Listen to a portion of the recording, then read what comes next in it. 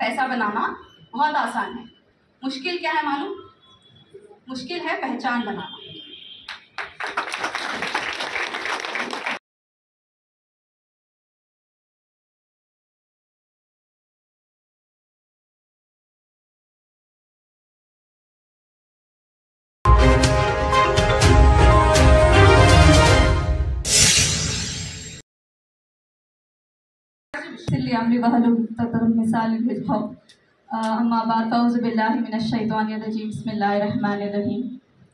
Respected dignitaries on the dais, respected teachers, elders, and my dear friends. Assalamu alaikum wa rahmatullahi wa barakatuh. I hope you all are doing well. मैं ये दुआ करती हूँ कि आप शायद सब लोग ठीक है, अल्हम्दुलिल्लाह। तमाम तारीफ़ें अल्लाह रब्बुल आलमीन के लिए है जिसने हमें ये मौका दिया, यहाँ पे हम सबको जमाया।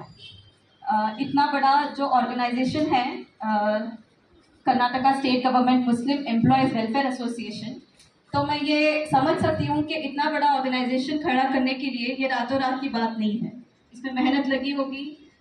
पहले दिन कुछ असर नहीं किया होगा, दूसरा दिन कुछ थोड़ा बहुत, उसके बाद एक ऐसा भी टाइम आया होगा कि जब आपने उम्मीद छोड़ दी होगी, लेकिन फिर भी आपने ये कंसिस्टेंटली रखा। तो ये एक मिसाल है, ज़िंदगी में आप जो भी करना चाहिए, जो भी आप करेंगे, इसमें ये सब स्टेजेस आएंगे। जो भी आप सोचोगे, हर एक स्टेज को आपको क्रॉस करना है। जब ये आप स्टेजेस क्रॉस करोगे तभी जाके इतनी बड़ी महफिल, इतना बड़ा जलसा हो सकता है। तो मैं यही कहूँगी कि लाइफ में, ज़िंदगी में जो भी आप सोचते हो तो इट इज़ नॉट ईजी। लोग अक्सर कहते हैं life is not a bed of roses. ये एक बेड नहीं है जिसमें फूल बिखराए गए हैं, नहीं, वहाँ पे आपको कांटे भी मिलेंगे। ठीक है, तो ये आप अपने जहन में रखिए कि जो भी यहाँ पे मौजूद है, मुझसे ज़्यादा एक्सपीरियंस, मुझसे ज़्यादा आला दर्जे के लोग यहाँ मौजूद हैं, तो मैं उनके आगे बात कर रही हूँ, यही मेरे लिए बहुत बड़ी बात है। उनका एक्सपीरियंस मेरे आगे कुछ नहीं, मैं जस्ट अभी स्टेप किया है मैंने इस सर्विस में, तो इंशाल्लाह ताला आपकी दुआ होगी तो आई विल बी प्रोसीडिंग। जो आज का उन्वान है एजुकेशन, तो मैं उस पर कुछ बात करना चाहूँगी कि जो नेल्सन मंडेला साहब थे, उन्होंने कहा था कि education is the most important weapon with which you can change the entire world. ठीक है, तो हम ये भी जानते हैं कि हमारे फॉर्म में जो पहली वही आई थी वो क्या थी? इकरा। इकरा का मतलब क्या होता है? पढ़ो। पढ़ो अपने रब के नाम से। किसको ये वही नाजिल की गई?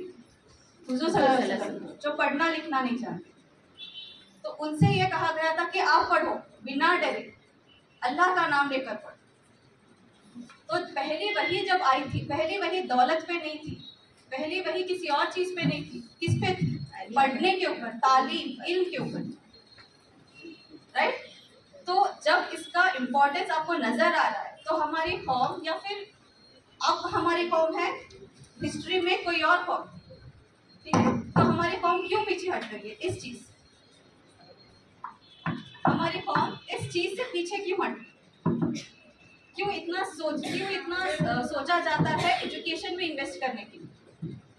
हालांकि हम शादियों में इतना इन्वेस्ट कर लेते हैं। हमारी शादियाँ कैसी होती है? बिग फैट, वहाँ पे खाना अच्छा होना चाहिए, शादी का हॉल एकदम सजा हुआ होना चाहिए, रिश्तेदार बेशुमार बुलाने चाहिए। लेकिन जब एजुकेशन की बात आती है तो हम 1000 बार सोचते हैं इन्वेस्ट करने के लिए, राइट। अगर वही दूसरों की शादियों में जाने के लिए भी हम लोग 1000 इन्वेस्टमेंट कर देते हैं कि दूसरे की शादी है लेकिन कपड़े हम खरीदेंगे, राइट। हम अपने कपड़ों से काम चलाना हमको पसंद नहीं है, हम दूसरों की शादियों पे भी कपड़े खरीदेंगे। तो आपको इम्पोर्टेंस पता होनी चाहिए कि एजुकेशन क्या मुकाम रखता है। हिस्ट्री कहती है कि जो भी कौम एजुकेशन में इन्वेस्ट ना कर कर, ना सिर्फ पैसा बल्कि अटेंशन, आपका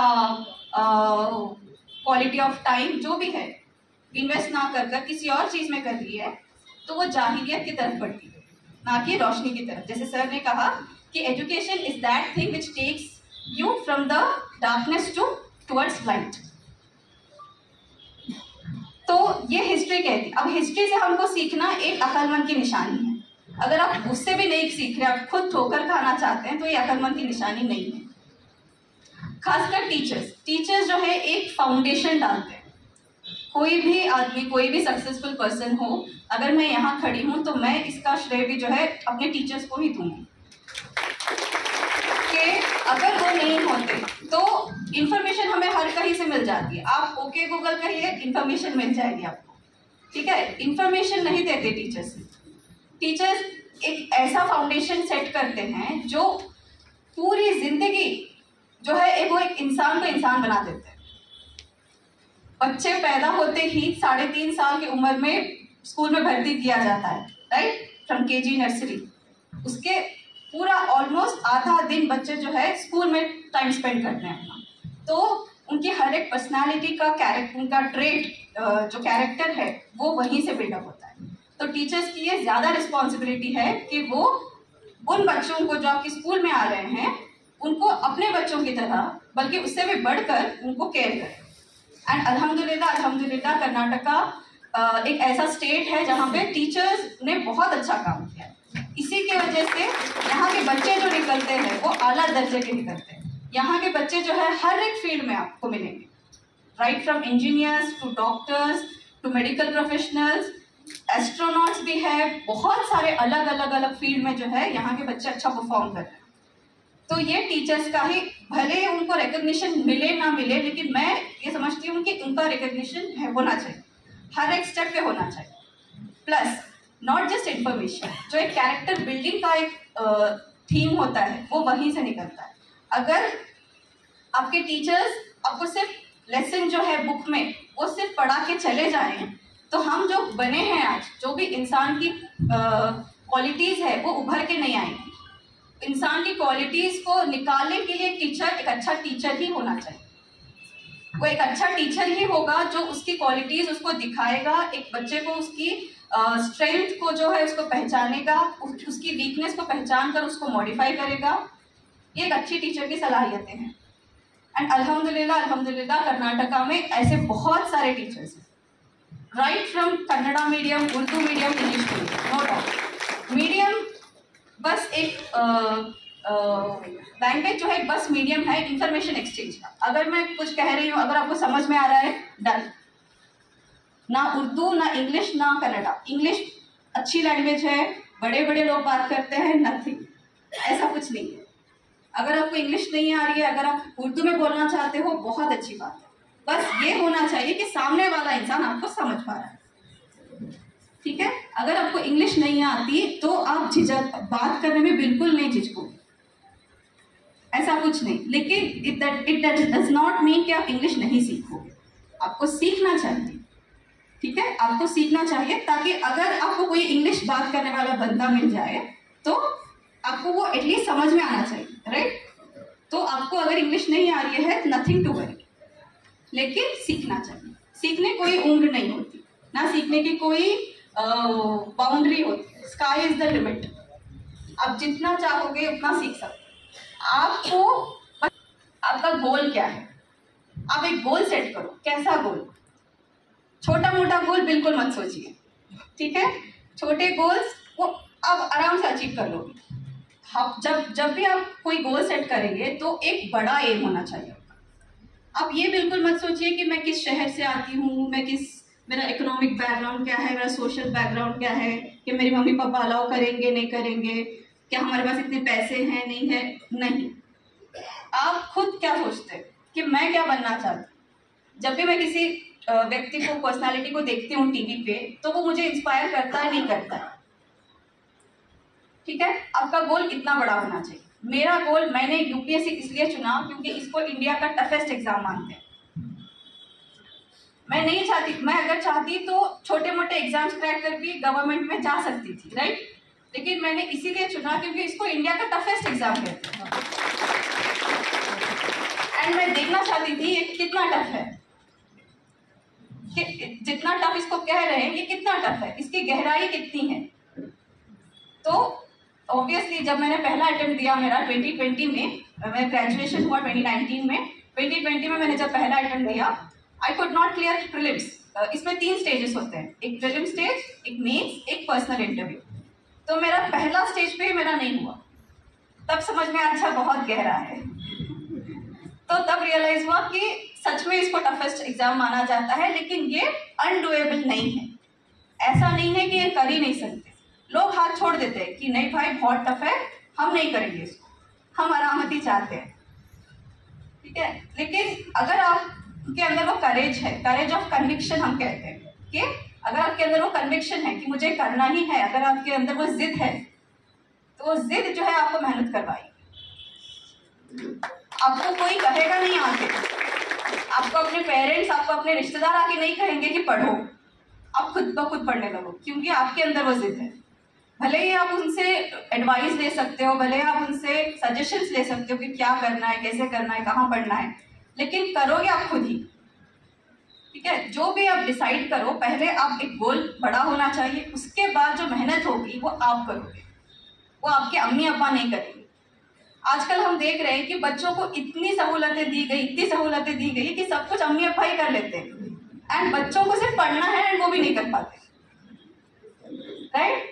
आपके पेरेंट्स वर्किंग है, राइट। आजकल हम देख रहे हैं कि मुझे बहुत खुशी हुई कि यहाँ पे वुमेन जो है लीड कर रहे हैं, तो ये देख के मुझे खुशी हुई एक्चुअली। आपके सारे पेरेंट्स जो है वर्किंग है, एंड आप उनके ऊपर इतना बर्डन नहीं डाल सकते। उनको अपनी जॉब करके वापस आके रेस्ट करना है घर, एंड आप अपने होमवर्क उनको दे देते हो, प्रोजेक्ट्स उनको दे देते हो, ठीक है। ये आपको भी नहीं करना चाहिए कि आप जो है रिस्पॉन्सिबिलिटी आप मत लो, बच्चों को दो।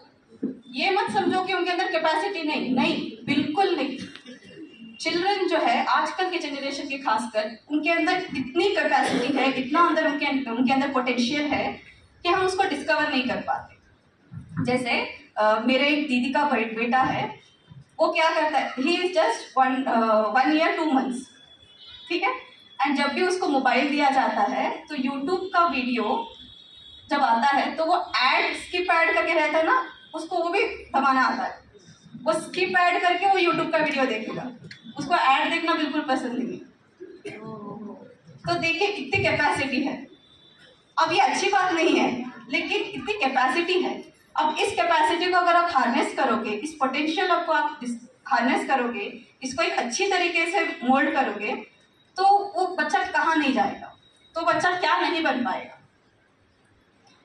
एंड अक्सर आप देखते हैं कि बच्चे इतने सारे क्वेश्चंस पूछते हैं, राइट, ये क्या है, वो क्या है, ये कैसे होता है, ये कैसा चलता है। लेकिन जैसे जैसे उम्र बढ़ती है वो बच्चे क्वेश्चंस पूछना छोड़ देते हैं। ऐसा क्यों होता है? ऐसा इसलिए होता है क्योंकि हम जो है, जो बड़े लोग हैं, उनको सही तरीके से गाइड नहीं करते। हम चिढ़ जाते हैं उनके क्वेश्चन से।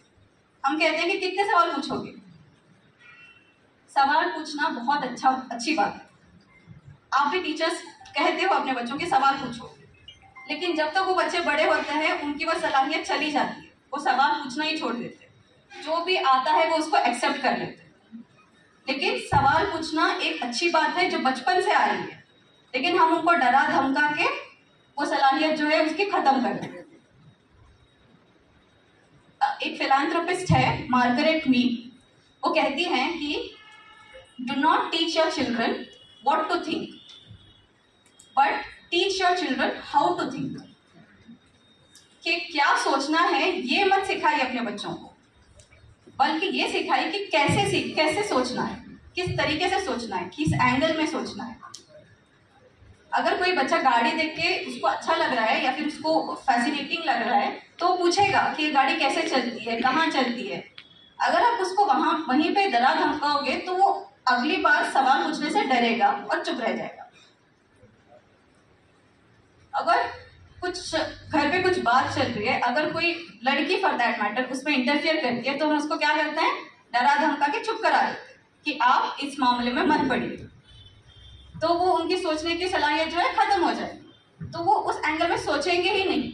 जब वो बड़े होंगे, जब उनके ऊपर कुछ रिस्पॉन्सिबिलिटी आएगी डिसीजन मेकिंग की, तो वो क्या करेंगे, अपने मेल काउंटर पार्ट्स, अपने अब्बा, अपने हस्बैंड, अपने भाई, इनके ऊपर रिस्पॉन्सिबिलिटी डाल दें एंड खुद बैक फुट पे चले जाएंगे, राइट। तो जेंडर इक्वालिटी कहाँ रही? जेंडर इक्वालिटी शुरू होती है घर से। आप घर से शुरू कीजिए, तब जाके state level, national level, international level, global level पे वो नजर आएगा। हम बड़े चीज पे बात करके उसको ऊपर से नीचे नहीं ला सकते, आपको नीचे से ऊपर ले जाना है हर चीज में। जैसे इन्होंने कहा है वुमेन्स विंग बनाया है, तो कितनी अच्छी बात है, कितनी अच्छी सोच है कि उनके मसलों के लिए, उनके प्रॉब्लम्स को, उनके इश्यूज को डिस्कस करने के लिए एक सेपरेट विंग है कि वो फ्रीली अपने प्रॉब्लम्स को, अपने इश्यूज को डिस्कस करेगी, अपने तरफ से जो भी उनकी तरफ से बन पाता है वो कंट्रीब्यूट करेंगे। हर चीज में ऐसा सोचना है। तो बच्चों को भी, लड़कों को भी अगर आपको सिखाना है तो इस तरीके से सिखाइए। ऐसा नहीं कि वो लड़की है तो कुछ नहीं कर सकती, आप लड़के हो तो आप लड़की की तरह रो नहीं सकते। लड़कों को भी रोने का हक है। अगर लड़के नहीं रोंगे तो कहाँ जाएंगे, वो अपने फीलिंग्स को कैसे एक्सप्रेस करेंगे, राइट। तो बेफिक्र होके कहाँ से आप आते हैं, किस शहर से आते हैं, शहर छोटा है, बड़ा है, आपका बैकग्राउंड क्या है, इन सब को परे रखते हुए आपको ऊंचा सोचना है, ठीक है। और ज़रूरी नहीं कि आप अच्छे बड़े से बड़े कॉलेज में पढ़े, बड़े से बड़े इंजीनियरिंग कॉलेज में, या फिर thousands of lakhs of donation देके पढ़े, ऐसा नहीं है। इल्म जो है हर जगह बट रहा है, आपको उसको बस रिकॉग्नाइज करना है कौन सा सही है और उसको लेना है, उसको इंटरनलाइज करना है। आप इस मुकाम पे हो, 10th standard, PUC, I know कि आपके जो 2-3 साल गुजरे हैं कोविड के वजह से, कितना आपको मुश्किल हुआ होगा। ऑनलाइन क्लासेस अटेंड करना इजी बात नहीं है, मैं समझती हूँ ये चीज़। एंड उनको भी मुश्किल नहीं हुआ होगा टीचर्स को कि वो लेक्चर्स रिकॉर्ड करके उसको अपलोड करते हैं, लेकिन फिर भी आपने इतने अच्छे नंबर लाई, ये बहुत अच्छी बात है। Congratulate you for this. अब आपका लिंक उतनी ही मजबूत रहेगी और ऊंची बनेगी। अगर बेस एकदम वीक है तो जितना आप ऊपर बनाओगे ये नीचे से धंसता चला जाएगा, राइट। तो आपका बेस आप अपने स्ट्रॉन्ग बना चुके हैं, अब आपको बिल्डिंग कंस्ट्रक्ट करनी। एंड मैंने जो किया है, जो मुझे यहाँ पे बुलाया गया है, ये एक ऑप्शन है आपके लिए। UPSC is just an option, ये आपको करने को मिलेगा आफ्टर योर ग्रेजुएशन, ठीक है। अब आप तय करेंगे कि आप ग्रेजुएशन किस स्ट्रीम में करेंगे। अगर आपको साइंस में जाना है यू कैन डू, आर्ट्स में जाना है no worry, you can go, commerce करना है very welcome. Stream does not decide where you go. For example 2015 batch की rank 1, all India rank 1 IAS officer हैं टीना डाबी, ठीक है, शी बिलोंग्स टू दिल्ली। उन्होंने आर्ट्स चूज किया, उन्होंने अपना ग्रेजुएशन BA में किया, but still first attempt rank 1 and she is IAS officer, 2 years deputy, 3rd year DC district commissioner. सोच रहे हैं आप, stream does not decide. And इन्होंने कब डिसाइड किया कि उनको IAS करना है? 9th स्टैंडर्ड, ठीक है। तो ये नहीं है कि आप ग्रेजुएशन के बाद सोचोगे कि मुझे क्या करना है, नहीं। जितना आप अर्ली गोल सेट करोगे उतना आपको आसानी होगा। उन्होंने डिसाइड किया 9th स्टैंडर्ड में। हमको तो पता भी नहीं रहता कि क्या क्या ऑप्शंस अवेलेबल है हमारे पास। हम क्या कहते हैं, पहले 10th होने दो, उसके बाद क्या करेंगे, PUC होने दो, PUC होने दो, उसके बाद सोचिए। ऐसा नहीं है। एंड पहले के ज़माने में होता था कि आपके पास नॉलेज नहीं है, आपके पास इंफॉर्मेशन नहीं है, लेकिन अभी इंफॉर्मेशन की कोई कमी नहीं है। आपके पास फ़ोन है, फ़ोन जो है, जैसे सर ने कहा कि ये डबल एज स्वॉर्ड है। डबल एज स्वॉर्ड मतलब दो धारी तलवार है कि आप उसको अच्छी तरीके भी यूज कर सकते हो और इससे नुकसान भी है। जब आप अच्छी तरीके से यूज कर सकते हो तो क्यों ना करें। आपको अगर आइडिया आ रहा है कि मुझे क्या क्या करना है तो झट से टाइप कीजिए गूगल पे कि क्या क्या ऑप्शंस अवेलेबल हैं मेरे PUC के बाद, या फिर आपका इंटरेस्ट जिसमें है वो आप डाल के देखिए। उसमें इतने सारे ऑप्शंस आएंगे तो आपको थोड़ा ना थोड़ा आइडिया मिलेगा। इंस्टेड ऑफ दैट आप क्या करेंगे, आप इंस्टाग्राम स्क्रॉल करेंगे, आप फेसबुक स्क्रॉल करेंगे, रील्स देखेंगे, टाइम वेस्ट करेंगे तो this is going to take you nowhere. ये आपका वक्त ज़ाया करेगा बस। और वक्त कितना नाजुक होता है पता है, एक बार चला जाए फिर नहीं आएगा। अब आपको ये रियलाइज नहीं होगा, लेकिन एक बार जब इस पोजीशन में आ जाओगे आप, तो आपको सेकंड का जो है अकाउंट देना पड़ेगा खुद को, दूसरों को नहीं। खुद को आपको सेकंड की मैं ये सेकंड कहाँ यूज कर रहा हूँ या कहाँ गवा रहा हूँ। ठीक है, तो आप ये आदत पहले से डालिए। मेहनत करना एक चीज है, लेकिन कंसिस्टेंटली मेहनत करना एक और चीज है। जैसे कि अब मुझे रियलाइज हुआ कि मुझे अच्छे से पढ़ना है, तो मैं बैठी हूँ लाइब्रेरी में अपने या फिर अपने स्टडी टेबल पे सुबह 8 बजे से रात के 8 बजे तक। अगले दिन मैं आती हूँ, मुझे पढ़ने का मन ही नहीं होता, मैं खेलती रहती हूँ, मैं कुछ टीवी देखती हूँ, मैं टाइम पास करती हूँ, मैं 1 घंटा पढ़ती हूँ। तो क्या ये प्रोडक्टिविटी है? तो क्या ये आपको रिजल्ट देगा कि एक दिन आप पूरा पढ़ रहे हैं, दूसरे दिन पढ़ ही नहीं रहे हैं? ऐसा नहीं होता। अगर आपने कुछ डिसाइड किया है तो आपको उसको डेली टाइम देना होता है, भले ही थोड़ा टाइम, भले ही 4 घंटे, लेकिन 4 घंटे आपको डेली इन्वेस्ट करना है। अगर आप ये इन्वेस्ट नहीं करोगे, अगर आप कहोगे कि मैं 15 दिन में एक बार अच्छे से पढ़ूंगा, ये नहीं होगा। अगर आप कहोगे कि मैं एग्जाम के 2-3 दिन पहले पढ़ के जाके एग्जाम लिख दूंगी, ये नहीं होता। पढ़ना is not just for exams. Exams आपके बस स्कोर कार्ड है, ठीक है, लेकिन आप जो 8-9 में पढ़ोगे वही आपको रिपीट होगा +1 +2 में, PUC first year, PUC second year में, उसका ही कंटिन्यूएशन रहेगा ना। अगर आप 9th स्टैंडर्ड 10th स्टैंडर्ड में अच्छे से पढ़ रहे हो तो वो क्या रहेगा, वो कैरी ऑन होगा, आपका बेस अच्छा रहेगा, आपको फर्स्ट ईयर सेकेंड ईयर में ईजी होगा। अगर आप फर्स्ट ईयर सेकेंड ईयर में अच्छा पढ़ रहे हो तो आपके लिए ग्रेजुएशन में ईजी होगा। तो एक चेन है। जो जिन्होंने भी एजुकेशन पॉलिसी फॉर्मुलेट की है, जिन्होंने भी सिलेबस डिजाइन किया है, वो ऐसे हवा में नहीं करते। उनको पता है कि इस उम्र में बच्चे का दिमाग कितना डेवलप हुआ है, इस उम्र में बच्चा ये सब सीख सकता है, इतनी उसकी सोच है, उसकी इतनी कैपेसिटी है। तो जो भी सिलेबस आपका डिजाइन हुआ है, इसको सीरियसली पढ़िए। एंड उसमें हर कुछ इन्वॉल्व है, हर कुछ उसमें मेंशन है, स्टार्टिंग फ्रॉम साइंस, सोशल, हमारी हिस्ट्री क्या रही है, हमारे जो है एम्परर्स क्या रहे हैं, for that matter Mughal empire, Karnataka में विजयनगर एम्पायर। तो आपको क्या लगता है हिस्ट्री बोरिंग है? ये आपके माइंड में किसी ने डाल दिया है कि हिस्ट्री बोरिंग है तो मुझे नहीं पढ़ना, मुझे आता ही नहीं, पहले आप फिक्स्ड हो। लेकिन हमको जानना जरूरी है कि हमारे पूर्वज क्या थे, इस सॉइल पे, इस लैंड पे किसने राज करके गए, कैसे उन्होंने राज किया, कैसे उनका नाम अभी भी इतना मशहूर है। क्या ये पढ़ना इंटरेस्टिंग नहीं है? क्या आपको जानने का ये नहीं है, इंटरेस्टिंग नहीं लगता है आपको? प्लस इकोनॉमी, कैसे अपनी भारत की अर्थव्यवस्था चलती है, कैसे हमको टैक्सेस आते हैं, हम कैसे स्पेंड करते हैं, कैसे सब कुछ डिसाइड होता है, ये आपको पढ़ना क्या इंटरेस्टिंग नहीं है? कैसे बैंकिंग सिस्टम चलता है, कैसे इंश्योरेंस चलता है, राइट? कैसे साइंस एंड टेक्नोलॉजी में रेवोल्यूशन आ रहा है, कैसे वर्चुअल रियलिटी।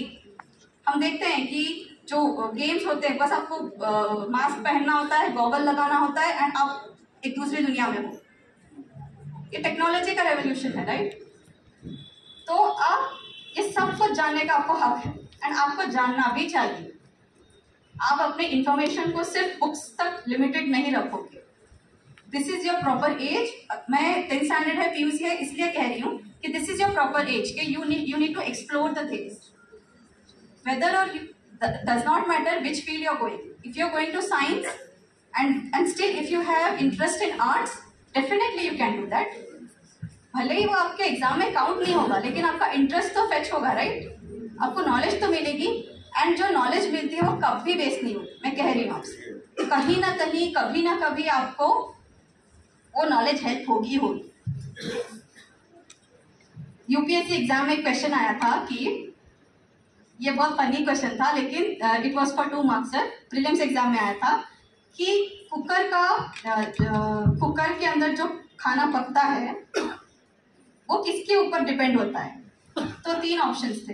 पहला था फ्लेम, मतलब गैस का फ्लेम कितना है। दूसरा ऑप्शन था कि कुकर का ढक्कन का वजन कितना है, ठीक है, उसके ऊपर, या फिर टेम्परेचर कितना है। Temperature, third option I am not sure, लेकिन ये 2 ऑप्शन आए थे। तो सब लोगों ने ये सोच के उसको नेग्लेक्ट कर दिया कि कुकर का ढक्कन का क्या वजन होगा, बस फ्लेम होगा, फ्लेम आप तेजी से करोगे तो जल्दी पक जाएगा खाना, राइट। अगर आप धीरे रखोगे उसको तो लेट लगेगा पकने में। लेकिन मैंने उस क्वेश्चन को आंसर करने में बहुत टाइम लगाया। मैं सोचती रही, मुझे आसानी से आ ही नहीं रहा था आंसर। लेकिन सब लोगों ने क्या है, जल्दी जल्दी से मार्क करके वो आगे बढ़ गए। मैंने बहुत सोचा, मैंने अपने अम्मी को सोचा कि किचन में मैं हूँ और अम्मी मुझे कुछ कह रही है, तो आपको वहां पे शिफ्ट होना पड़ता है उस रियल टाइम में। तो मैंने सोचा वही कि कुकर का ढक्कन, जब अम्मी अक्सर कहती ना कि वजनदार ढक्कन आप रखोगे तो जल्दी खाना पकेगा, है ना। अगर वो कुकर का ढक्कन लाइट है तो लेट बनेगा खाना। तो ये क्या है, ये ऑब्जर्वेशन है। कोई भी बुक में मेंशन नहीं किया गया है कि कुकर का ढक्कन का इससे रिलेट कर सकते हो। तो ये क्या है, क्या था, मेरे सारे फ्रेंड्स, उनका सारा गलत हो गया। तो आपको कीन होना चाहिए, आपको हर चीज जो है गौर से देखना है आप कि क्या चल रहा है क्या नहीं। एंड ये जो नॉलेज है जो मेरी अम्मी कह रही है मुझसे कि वेस्ट नहीं हुई, मुझे हेल्प हुई, राइट, है ना। तो सिर्फ बुक से आपको नॉलेज नहीं मिलती, आपके हर एक चौफी, जब आप बस में ट्रैवल कर रहे हो, जब आप गाड़ी से उतर रहे हो, जब आप घर पे फैन लगा रहे हो, जब एसी चल रहा है, सब कुछ जो है एक सोर्स ऑफ इंफॉर्मेशन। सिर्फ इंफॉर्मेशन हासिल करके कोई इतना बड़ा मकाम हासिल नहीं कर सकता। आपको होना चाहिए आपके अंदर character will define you, character is going to be a definition. मैं अक्सर यही कहती हूँ कि पैसा बनाना बहुत आसान है, पैसा बनाना बहुत आसान है। मुश्किल क्या है मालूम, मुश्किल है पहचान बनाना। क्योंकि पैसा ऐसा है कि आज रहेगा कल नहीं रहेगा, आज आपके पास बहुत ढेर सारा होगा, कल आपके पास होगा ही नहीं। लेकिन पहचान जब एक बार बन जाती है तो उसको ना सिर्फ आपकी बल्कि आपके पहले के जनरेशन और आपके बाद के जनरेशन की पहचान बन जाती है। आपको लोग जानते हैं, आपको पूरा समाज जानता है। एंड किस वजह से जानना चाहिए, ऑब्वियसली अच्छे रीजंस की वजह से। बुरे रीजंस की वजह से नहीं जानना है, राइट। कोई क्रिमिनल थोड़ी बनना है आपको कि बुरे रीजन की वजह से आप जाने चाहिए। आपको एक अच्छी पहचान बनानी है। तो इस पहचान बनाने के लिए मेहनत किसकी होगी, आपकी होगी। अल्लाह ताला के ऊपर आप सब कुछ छोड़ नहीं सकते। मैंने डिसाइड कर लिया, मैंने सोच लिया कि मुझे यूपीएससी करना है और मैं बैठ गई, बस ये नहीं होगा। उसी की मदद करेगा जो अपने आप की मदद करेगा। और आप अपने आप की मदद कैसे करोगे, मेहनत से करोगे। मैं जानती हूँ कि मुझे हिस्ट्री नहीं आती तो मुझे पढ़ना चाहिए। मैं जानती हूँ कि मुझे मैथमेटिक्स में ये प्रॉब्लम जो है बहुत डिफिकल्ट है तो मुझे सीखना चाहिए, राइट। मुझे नहीं आता, ये एक टेम्परेरी सिचुएशन, लेकिन मैं सीखूंगी, एक अच्छा फेज है। और मैंने सीख लिया है, ये बहुत अच्छी बात है। समझ रहे हो आप? जो आप नहीं जानते, ना जाना है मुझे मैसूर जाना है, नो डाउट आपके चॉइसेस हो सकते हैं, but this is not a bad area to study, this is not a bad city to study. ऐसा नहीं होगा। जो भी जहाँ पे पढ़ाया जाएगा ये रेप्यूटेड इंस्टीट्यूशन है, ये गवर्नमेंट से सैंक्शन है। इतनी बड़ी बड़ी यूनिवर्सिटीज मिलना आसानी की बात नहीं है। It takes a lot of effort, it takes a lot of determination. आपका सपोर्ट, आपके पेरेंट्स का सपोर्ट, आपके टीचर्स का सपोर्ट, अल्लाह ताला की मेहरबानी, ये सब चीज़ें मिलकर जो है एक सक्सेसफुल आदमी को बनाती है। अगर इसमें से कुछ भी कमी है, अगर आपका एफर्ट कम है तब भी नहीं होगा, अगर अल्लाह ताला की मेहरबानी नहीं है तब भी नहीं होगा, माँ बाप की दुआएं आपके साथ नहीं है तब भी नहीं होगा। ये सब कुछ मिलकर, ये सब कुछ इंग्रेडिएंट्स है जो मिलकर एक प्रॉपर डिश बनाती है, एक प्रॉपर सक्सेसफुल आदमी को बनाती है। ठीक है, किसी एक चीज़ को इग्नोर मत कीजिए। एंड सबसे बढ़कर जो है अपने अंदर वो घमंड मत लाइए कि मैंने इतना पढ़ लिया है, कि मैंने यहाँ से ग्रेजुएशन कर लिया है, कि मेरे अम्मी अब्बा ये हैं, फलाना फलाना ठिकाना है। ये घमंड बिल्कुल मत लाइए, क्योंकि घमंड वाले इंसान को अगर उसके अंदर घमंड है तो अल्लाह ताला उसको अपनी जगह दिखा देगा। तो ये घमंड बिल्कुल मत पैदा कीजिए अपने अंदर। ठीक है। हमको हमेशा हमारे रूट्स पता होना चाहिए। रूट्स क्या है, हम कहाँ से आए हैं, हम किस कम्युनिटी से आए हैं, हम किस शहर से आए हैं, हम किस कबीले से आए हैं, किस ट्राइब से, किस सोसाइटी से आए हैं, वो हमको रूट्स पता होना चाहिए। क्योंकि जब हमको रूट्स पता होते हैं तो हम बड़े पेड़ बनने के बाद भी सबसे ऊंचा पत्ता भी अपने रूट्स को नहीं भूलेगा। Never forget. I am at the very young age, मुझे इतना एक्सपीरियंस नहीं है, फिर भी मैं 2-3 साल में जितना सीखा है मैं बस यही शेयर करूँगी आपसे कि जो लर्निंग प्रोसेस है बहुत ब्यूटीफुल जर्नी होती है। आपको पता चलता है कि आपकी स्ट्रेंथ क्या है। आप 1 teacher 1 child 1 book and 1 pen, 1 teacher 1 child 1 book 1 pen is necessary to change the world.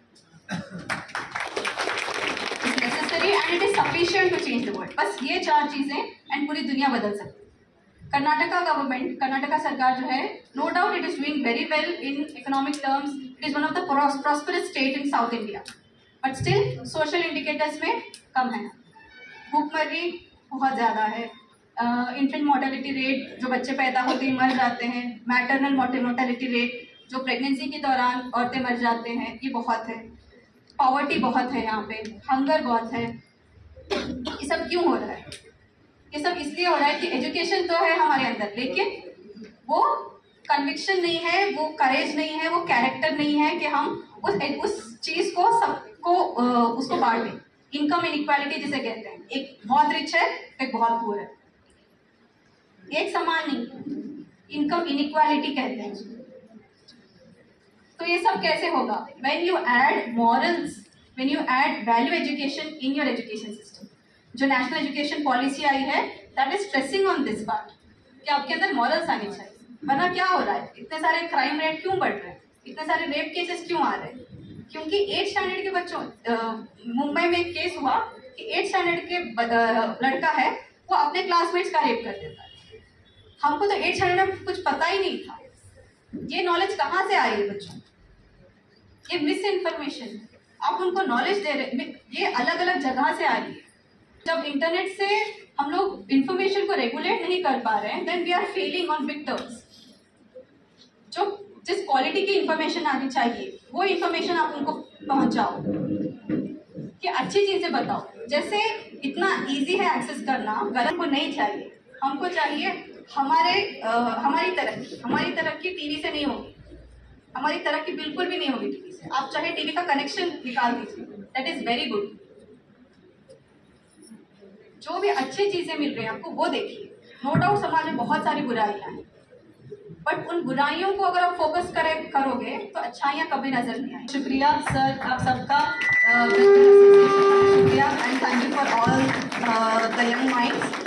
इंशाल्लाह ताला मेरी सबसे दुआ है कि आप जो है यहाँ से यहाँ तक का सफ़र बहुत जल्दी तय करें। जज़ाकल्लाह, थैंक यू।